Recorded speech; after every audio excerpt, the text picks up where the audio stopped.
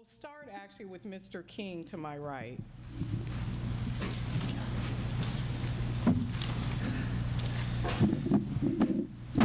Good morning, everybody. Good morning. That's kind of a low energy. Good morning. Good morning, everybody. Here we go. The high school social studies teacher in me likes to start with a brisk and energetic good morning. Grateful for the opportunity to be here. Very much appreciate the department's ongoing partnership with Phil. Certainly always honored to be with my friend and hero, John Britton. And pleased to be here with this group, particularly this week as we reflect on the visit from Pope Francis. I think one of the powerful things that's happened this week is a moment where we as a country have asked ourselves, what kind of country do we want to be? The Pope has asked us to think about what kind of people we want to be, and has put squarely in front of the country, I think, the question of whether there is more that we can and should do to advance equity and opportunity for all of our citizens. And I think this conversation, in many ways, builds on that conversation. There is a deep commitment in the administration, from the President to the Secretary to our entire team, to issues of equity. All the work that we've done over the last 6.5 years has been focused on expanding opportunity, particularly for students most at risk. Whether it is the work on raising standards or improving teacher preparation, strengthening our supports and professional development for teachers, the work of focusing the country's attention on schools that are struggling and how we might rapidly improve performance in those schools. All of our work has been focused, again, on the goal of equity. The higher education level, whether it is increasing funding for the Pell program or trying to shift the higher ed conversation from one focus on simply enrollment to one focused on completion, asking for our highest need students, what are colleges doing to ensure not only that students get there, but that they graduate with the skills they need for success. That work, too, has been focused on the goal of equity and trying to challenge the growing inequality we see in our economy and in our country. But diversity is a central part of this effort, and I want to speak for a moment about some of the ways that the administration has acted on that commitment to diversity. I want to underscore that I think all of us understand that the work on diversity is not solely about improving academic outcomes, but must be about improving academic outcomes. And we have decades of evidence that schools that do a better job of integration have better academic outcomes. But we also know that schools that are integrated are better preparing young people for the kind of country we want to be. Schools that are integrated are better preparing students to work with diverse peers, as they will do in our 21st century economy. Schools that are integrated are better at challenging students to think about how we ensure a diverse society that honors our commitment to equality of opportunity. Schools that are integrated better reflect, I think, our values as a country as we commit to be a country that honors our diversity and sees our diversity not as a challenge or a problem, but as a strength, as a foundational element of our strength as a country. Acting on that commitment to diversity, the administration, and Phil mentioned this, the administration issued guidance in 2011 that tried to lay out for school districts strategies that they could use to achieve voluntary integration efforts, tried to reverse some misinformation that was out there, but also create a path for districts to greater diversity. Secretary Duncan acted to make diversity through our rulemaking process a competitive priority.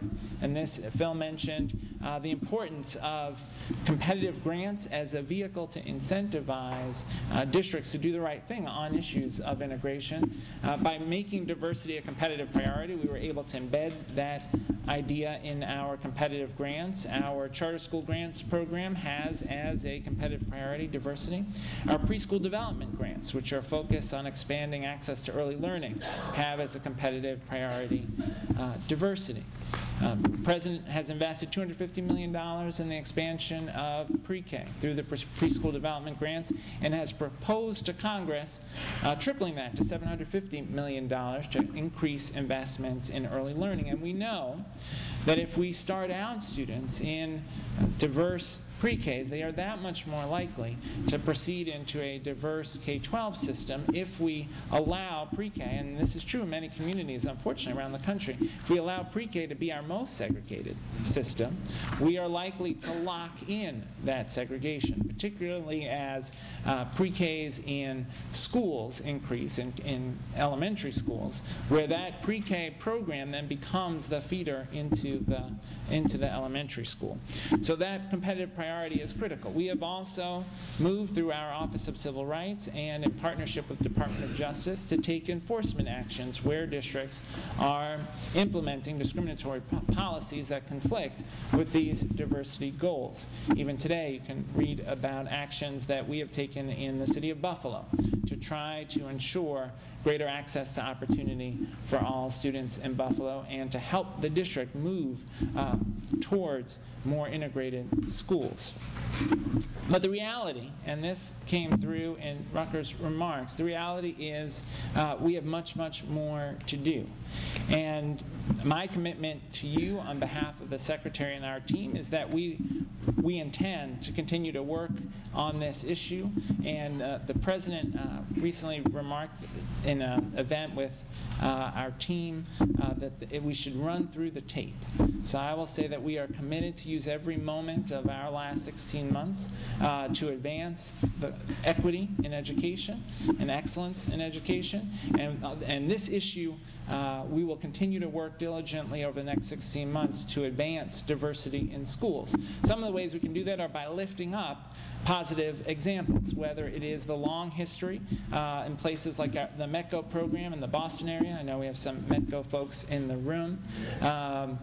Having taught in Boston and having lived in Boston for a long time, understand the critical role that METCO has played and continues to play, not only in creating diversity in schools, but in creating diversity in the leadership of Boston and Massachusetts.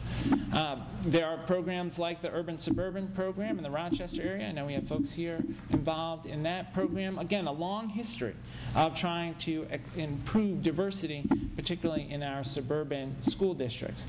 The effort in Hartford. I know we have Nicole Hannon-Jones here, who powerfully captured in the piece that she worked on with This American Life, both the challenge that we face in places like Ferguson and the lack of opportunity that flows from segregated schools, but also in that This American Life series, they captured places like Hartford where folks are making meaningful and important efforts towards diversity.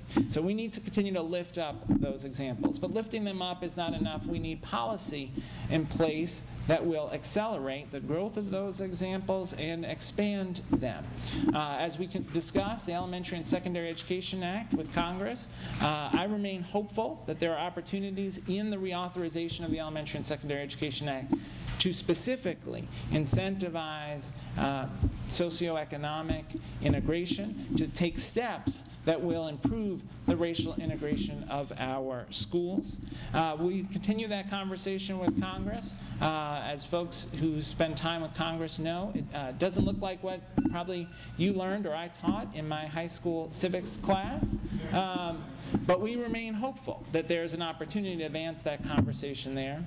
We also will continue to look for to identify opportunities through competitive grants and through grant funding to incentivize efforts to increase integration. Before I left New York, one of the things we did was use our school improvement grant dollars to launch a statewide competitive grant for districts to increase socioeconomic integration as a strategy for addressing underperformance. And there are districts all across the state that are now in a planning year to launch new socioeconomic integration efforts, and we will continue at the department to look for opportunities to expand that. Finally, Rucker mentioned that the issue of school integration is deeply connected to issues of housing integration, access to opportunity in our economy, issues of transportation.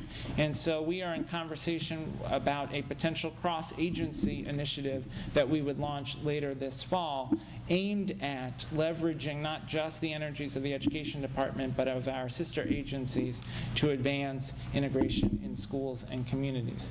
So stay tuned for that. We will have more on that as we move forward in the fall. Again, know that Secretary Duncan and I have a deep commitment to a future of more integrated schooling, and we look forward to our partnership in that work. And I look forward to the discussion in the panel. Thank you.